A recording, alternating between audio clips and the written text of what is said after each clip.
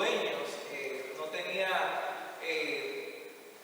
prioridad para los dueños, esa casa, aparentemente. Esa casa fue vendida así como estaba, y me recuerdo que las personas que la compraron comenzaron a hacerle unas mejoras increíbles, comenzaron a arreglar los detalles, cada detalle, transformaron algunas áreas de la casa, la cambiaron, la comenzaron a pintar, y de un tiempo para otro la casa parecía nueva, la casa estaba transformada, la casa prácticamente, podemos decir, como decimos nosotros, tenía vida, ¿verdad? Lo que antes se veía casi muerto, ahora pues tenía vida, y las personas que pasaban por esa casa, que la habían visto anteriormente y después la vieron para como estaba, supieron que un cambio había tenido, supieron que hubo alguien, hubieron personas que trabajaron en ella y supieron y se dieron cuenta, y todos hablaban de ese hogar y de esa casa que había sido transformada, que realmente la belleza era una totalmente increíble y muy cambiante a como estaba anteriormente. Así es nuestra vida humana, nuestra vida cuando quizás no conocemos al Señor o tenemos una perspectiva un poco errónea, porque nosotros como seres humanos, al nosotros estudiar la palabra, nosotros interpretar la palabra, quizás podemos tener conceptos de Dios o ver a Dios de alguna forma.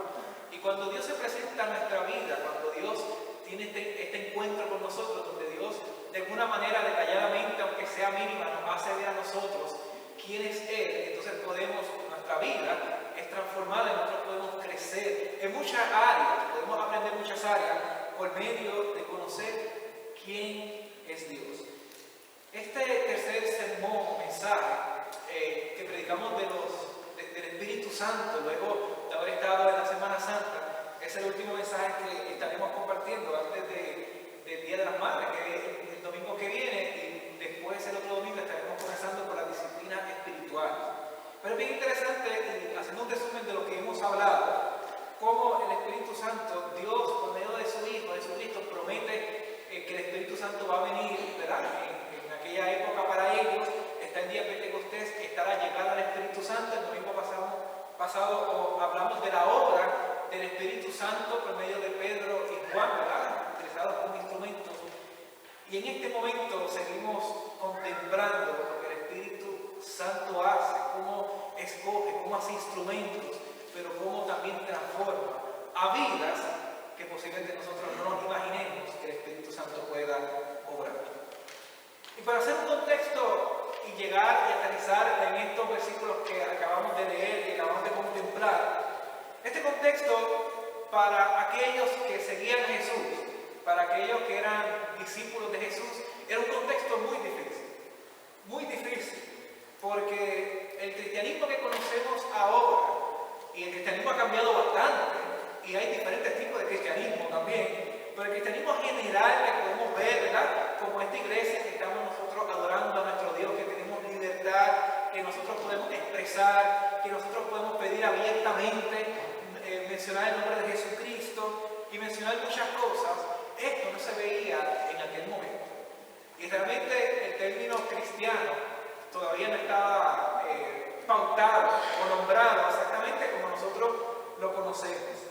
Aquellos momentos eran muy difíciles para aquellos que querían seguir a Jesucristo. El tema del año nosotros es ese momento, ¿verdad? Cuando Jesucristo dice, aquel que quiere venir en pos de mí, tiene que ¿qué?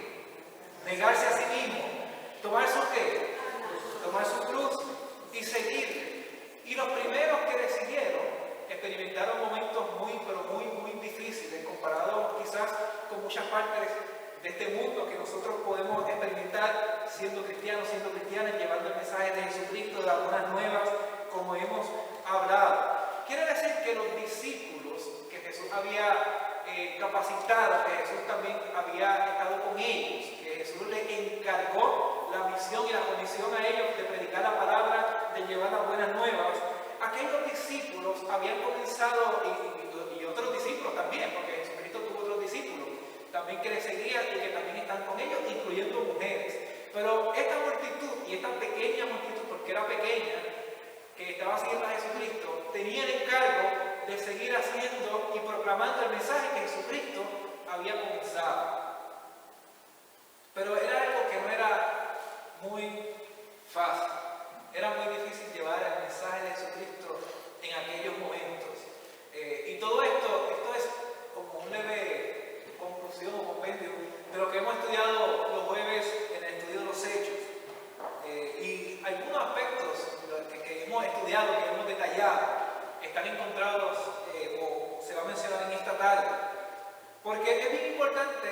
conocer y saber que lo que nosotros conocemos ahora no es lo mismo que estaba en aquel momento. El cristianismo, o por lo menos los seguidores de Jesús, era una población muy, pero muy, muy pequeña en aquel momento, en aquella población, en el imperio donde ellos estaban viviendo. Prácticamente el judaísmo era la religión oficial, y aquellos primeros cristianos, que nosotros podemos decir cristianos, o seguidores de Jesús, seguidoras de Jesús, eran aquellos que estaban comenzando a proclamar un mensaje totalmente nuevo para todo el pueblo que estaba allí. Jesucristo había estado en Galilea, Jesucristo había estado gran parte, ¿verdad?, en Capernaum, Nazaret, en todas esas regiones. Luego está en Jerusalén, muere y resucita, ¿verdad?, en ese lugar.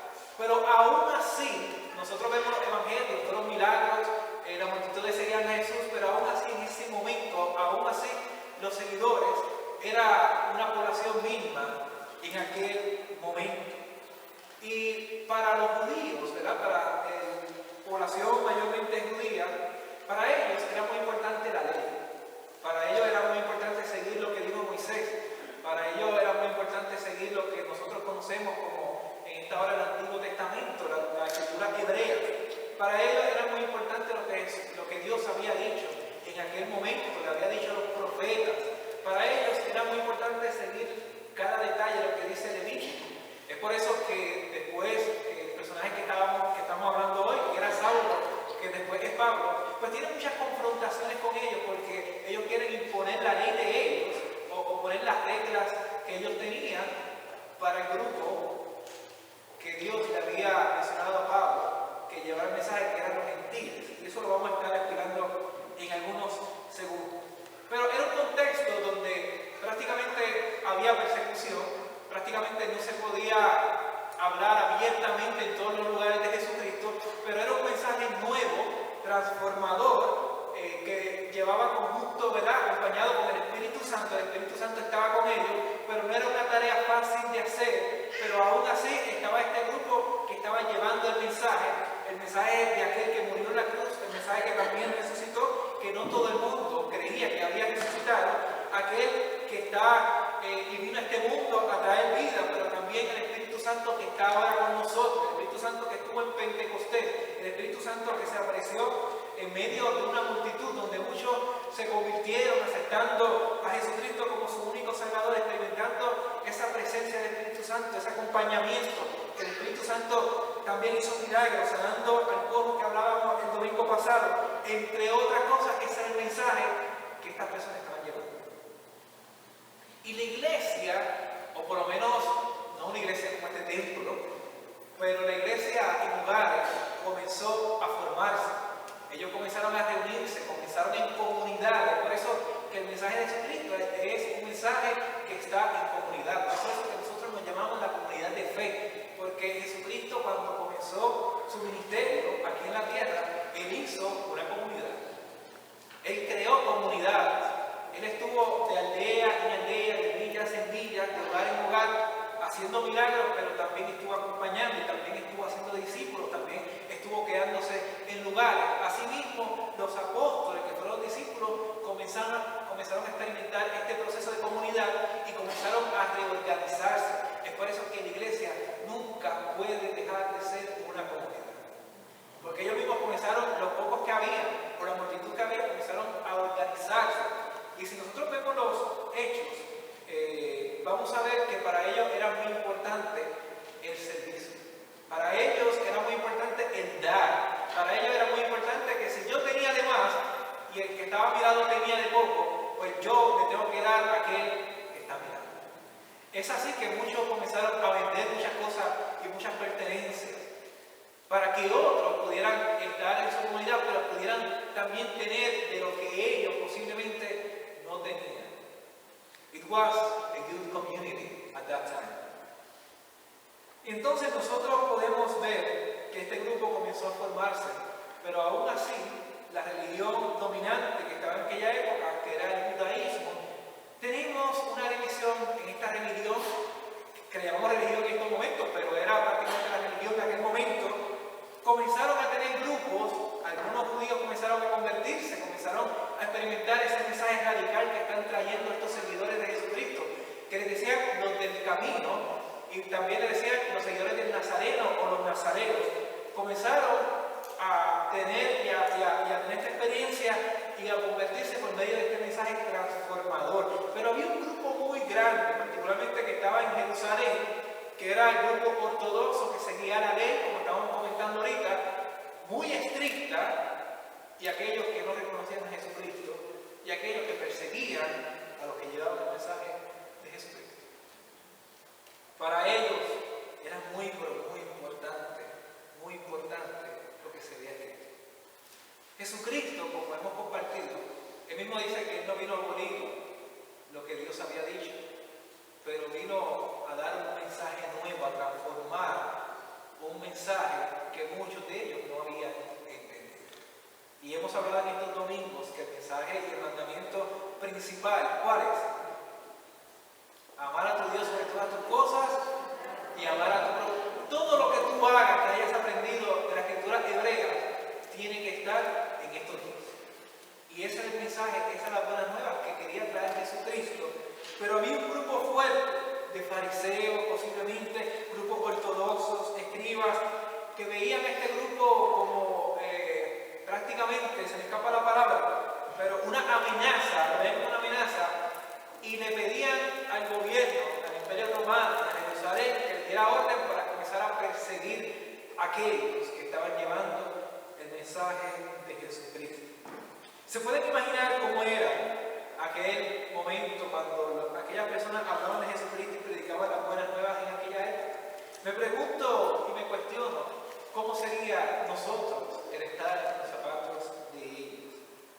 Creo que sería muy difícil. Y si nosotros vemos este libro de los Hechos, vamos a ver que hay personas claves.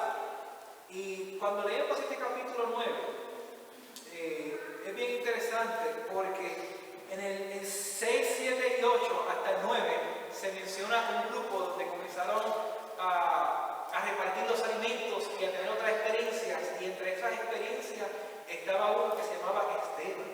Ustedes reconocen, se acuerdan de Esteban, que la palabra dice que estaba lleno del Espíritu Santo, y en medio de todo lo que nombraban, mencionaban a Esteban que estaba lleno del Espíritu Santo. Aparentemente Esteban daba un ejemplo grande en la comunidad, y aparentemente Esteban tenía una sabiduría de parte de Dios, quizás como otros no la tenían. Esta mañana estábamos hablando de las decisiones que toma el ser humano, y estábamos hablando de la sabiduría de Dios y la sabiduría de nosotros, y cómo nuestra sabiduría tiene que estar amarrada a la sabiduría de Dios, conectada para nosotros tomar buenas decisiones. Y al parecer Esteban estaba lleno de la sabiduría de Dios por medio del Espíritu Santo. Pero si nosotros vemos esta historia, nos vamos a dar cuenta que a Esteban lo capturaron, Esteban dio su defensa, Esteban prácticamente dio un resumen de la escritura hebrea. Si usted quiere tener un resumen del Antiguo Testamento, escritura hebrea, vaya a estos capítulos donde Esteban habla en el concilio y va a ver que él menciona paso por paso, pero menciona lo más importante que quiere traer, que es el mensaje de Jesucristo. Y aún así el concilio tomó justicia con él y prácticamente le quitó la vida. Esto está en el capítulo 7, más adelante lo pueden buscar. Y interesantemente, y esta muerte de Esteban es una muerte que uno la lee y el Espíritu Santo llega a nuestra vida, pero dicen que las ropas y las vestiduras de Esteban, lo que tenía Esteban, lo arrojaron a los pies de uno que se llamaba Saulo. Yo creo que el Señor llega a nuestra vida y el Señor nos llama, tiene este encuentro con nosotros, porque Dios en todo momento quiere encontrarse con nosotros. Quizás nosotros nos olvidemos de Dios porque el momento pasa, quizás nos alejemos de Dios porque el momento pasa, pero va a llegar un momento específico donde Dios quiere que tú te encuentres nuevamente con Él, y en medio de ese encuentro es que nosotros podemos conocer más a Dios, como mencionábamos ahorita. También mencionábamos que en muchas ocasiones le echamos la culpa a Dios de lo que nos pasa, pero en medio de todo este transcurso Dios quiere que nosotros entendamos cuál es su voluntad, lo cual es buena, agradable y perfecta. Y esas vestiduras cayeron en los pies de este hombre llamado Saulo, que era de Tarso. Este hombre era un hombre que perseguía a aquellos que llevaban la palabra de Jesucristo. Este hombre no solamente perseguía a estas personas, sino que las arrastraba y las llevaba a las cárceles, las llevaba a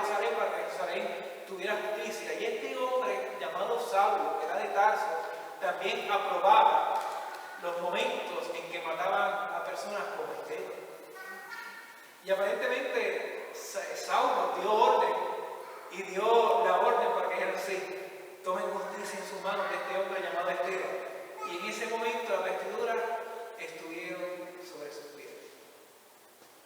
Un hombre que cuando nosotros estudiamos todo esto nos damos cuenta que para él la ley estaba en su corazón, tenía un sentido de parte, ¿verdad?, de Dios, un sentido, tenía, no sé cómo se imaginaba cómo era Dios, pero para él era tan grande, que era más fácil arrastrar a alguien, era más fácil entregar a alguien a la justicia, sea como sea, era más fácil ordenar que mataran a alguien, porque para él eso era seguir a Dios, al Dios que ellos seguían. Hace poco yo vi, hace algunos meses, estando en la universidad, llegué a un lugar, a una oficina, y había un letrero, ¿verdad?, un mensaje que decía: si tu religión te hace odiar, te hace oprimir, entonces tienes que cambiar de religión. Y yo me quedé pensando en ese tema, ¿verdad?, en esa enseñanza, porque cuando yo miro mi religión, ¿verdad?, cuando digo mi religión es Cristo, porque no podemos obviar que el cristianismo es una religión, igual que otras religiones, pero cuando yo miro a Jesucristo, yo miro a un Dios de amor, yo miro a un Dios de justicia, yo miro a un Dios, como hemos compartido, a un Jesucristo que vino a este mundo y también se acordó de los pobres, se acordó de los oprimidos, se acordó de aquellos que la sociedad había olvidado. Pero cuando yo miro a Saulo, cómo él tenía el conocimiento y la conciencia de quién era Dios, este hombre estaba persiguiendo personas, arrastrando personas. Pero en medio de una gira que él iba a hacer camino a Damasco, posiblemente en su mente él decía: aquí hay un grupo en Damasco, aquí hay un grupo donde me dirijo, que está predicando, este grupo estoy loco por capturarlo, este grupo vamos para allá. Pero camino allá, el Señor se encontró con él. Y él se encontró con el Señor. Y dice la palabra que una luz muy brillante y un resplandor prácticamente lo detuvo en el camino. Y en donde él estaba, él cayó al suelo y perdió la vista. Y cuando él investiga, ¿verdad?, esos versículos antes del capítulo 9, va yendo por el camino, versículo 3, aconteció que al llegar cerca del mar, repentinamente le rodeó un resplandor de luz del cielo, y cayendo en tierra oyó una voz que le decía: Saulo, Saulo, ¿por qué me persigues? Él dijo: ¿quién eres, Señor? Yo estoy escuchando una voz, y los demás la escuchaban, pero no veían nada y no vieron lo que Pablo vio. Pero él dijo: ¿quién eres? ¿Quién me está hablando? Hay momentos en nuestra vida que Dios nos habla y nosotros estamos como que escuchando a ver si es la voz de Dios, si es Dios que me quiere decir algo. Y en ese momento, escuchando la voz que decía: Saulo, Saulo, ¿por qué tú me estás persiguiendo? ¿Quién eres, Señor? Y dijo: yo soy Jesús, a quien tú persigues. Dura cosa te es dar voces contra el aguijón. Y en ese momento él tuvo la experiencia de que sí, había un Jesucristo, que había un grupo de personas que estaban predicando de él, que sí había muerto, pero que había resucitado. Ese mismo Jesucristo era el que le estaba hablando a Pablo, diciendo: Saulo, Saulo, ¿por qué tú me persigues? Fíjense que él estaba persiguiendo a los cristianos, pero él dijo: ¿por qué tú me estás persiguiendo a ti? Si nosotros en aquella época pensamos en este hombre, en la situación que vivía este hombre, quizá muchos de nosotros dirían: pero ¿cómo Dios se va a presentar a esta persona? ¿Cómo Dios va a llamar a esta persona? Porque Dios llama a quien Él quiere. Porque Dios se encuentra con cada uno de nosotros en el momento que Él quiere. Y en el momento donde Él siguió instrucciones de parte de Dios, Dios también habló con Ananías. El Señor le habló por medio de visión. Y Ananías le responde. Esos son los versículos que acabamos de leer. Y Jesús le dice: ve a la calle llamada derecha, a la casa de Judas. Cuando llega, pregunta por un hombre de Tarso, se llama Saulo. En este momento él está orando. Le he mostrado en visión a un hombre llamado Ananías.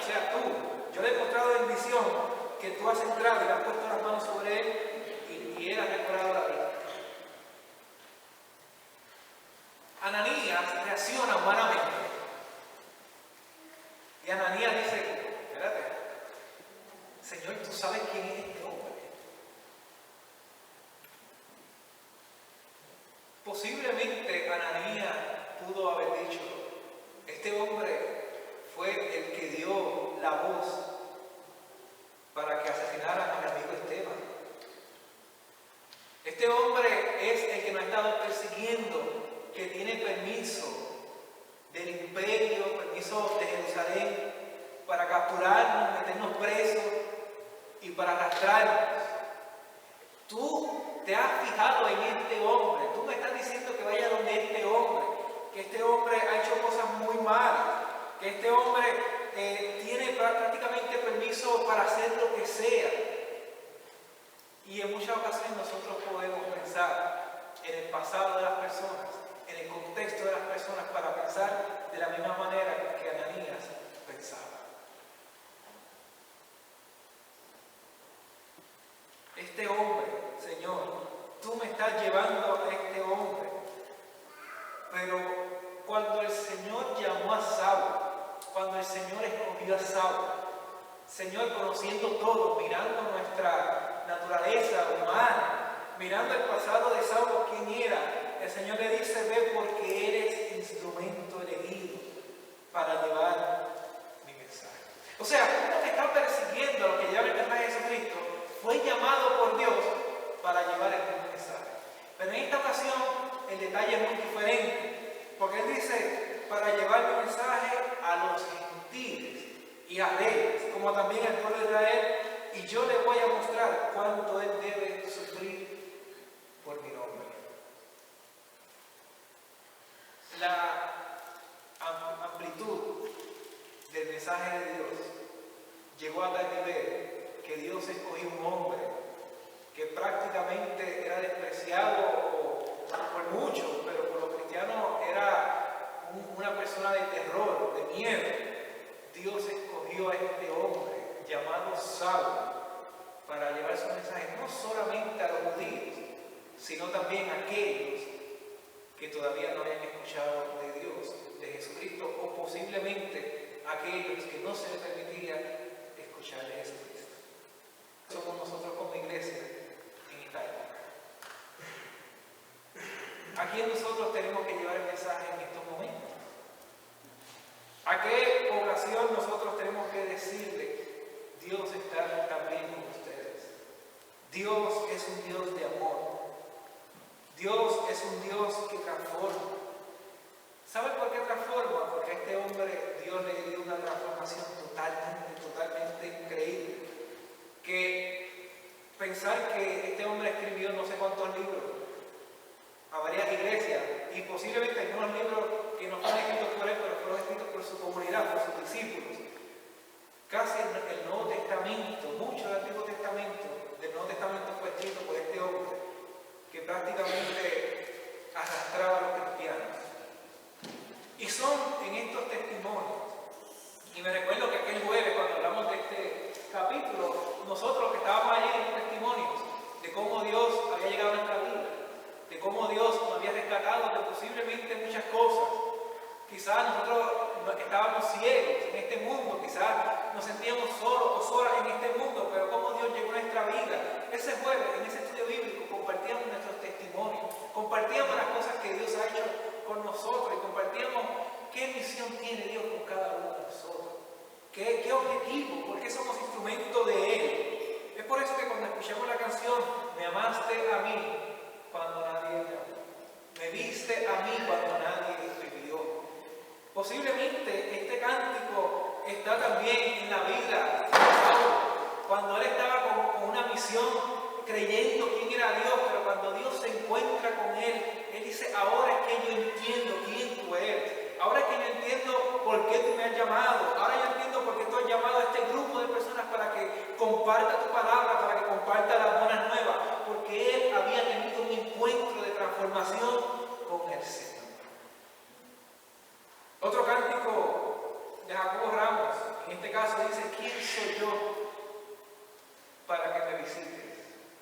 ¿Y quién soy yo para que tú te acuerdes de mí? si no fuera por tu misericordia.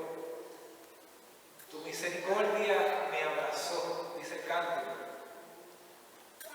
Piense, si usted ha conocido al Señor, y si está aquí por muchos años porque ha conocido al Señor, piense quién era usted antes de conocer a Dios. Piense en qué situación usted se encontraba antes de conocer a Dios. Piense posiblemente en un mundo lejano a Dios, cómo usted actuaba, cómo usted pensaba antes de usted conocer a Dios. ¿Cuáles eran sus actitudes? ¿Cuáles eran sus pensamientos? ¿Quién soy yo para que tú llegues a mí? ¿Quién era Saulo para que Jesucristo llegara a él? Es por eso que nosotros afirmamos que donde abunda el pecado, sobreabunda la gracia de Dios. Es por eso que nosotros predicamos que la misericordia de Dios es tan grande que Dios obra y transforma a las personas que mucho menos nosotros nos podemos imaginar. Es por eso que nosotros también tenemos que afirmar que Dios puede usar a la persona que Él quiere. El domingo pasado hablábamos que nosotros somos instrumentos de Dios y que somos instrumentos por la gracia de Él, por la gracia y por su misericordia, porque ¿qué sería de nosotros? ¿Qué tenemos nosotros para ofrecer si no fuera por Él? ¿Qué sería por nosotros? Pero si no fuera por la gracia, si no fuera por su misericordia, si no fuera por su inmenso amor, y cuando nosotros vemos la vida de Saulo de Tarso, luego llamado Pablo, nos vamos a dar cuenta que él fue un instrumento elegido por Dios para llevar las buenas nuevas a los gentiles y a todas las partes de la tierra. ¿Quién era Pablo antes, llamado Saulo? ¿Y quién fue Pablo luego? Si no fuera por su misericordia y la gracia de Dios. Cada vez que me recuerdo de ese hogar donde yo prácticamente veía cuando era transformada, yo me recordaba de nuestra vida cuando estamos sin Dios y nuestra vida cuando conocemos a Dios. Nuestra vida cuando no queremos saber nada de Dios, pero nuestra vida cuando queremos estudiar, queremos que Dios esté con nosotros, queremos que su presencia esté con nosotros. Porque cuando yo veía aquel hogar abandonado, sin ningún tipo de belleza, totalmente olvidado, así se siente nuestro corazón cuando no tenemos el Señor. Y posiblemente pensemos, yo no necesito de Dios, pero va a llegar el momento en que nuestra boca va a decir, Señor, Dios mío, ¿dónde tú estás? Te necesito a ti. Posiblemente ese momento sea uno totalmente difícil en nuestra vida, pero en algún momento nos tenemos que encontrar con Dios para saber que todavía su gracia y su misericordia está en la vida de cada uno de nosotros. Yo les voy a pedir que se pongan de pie.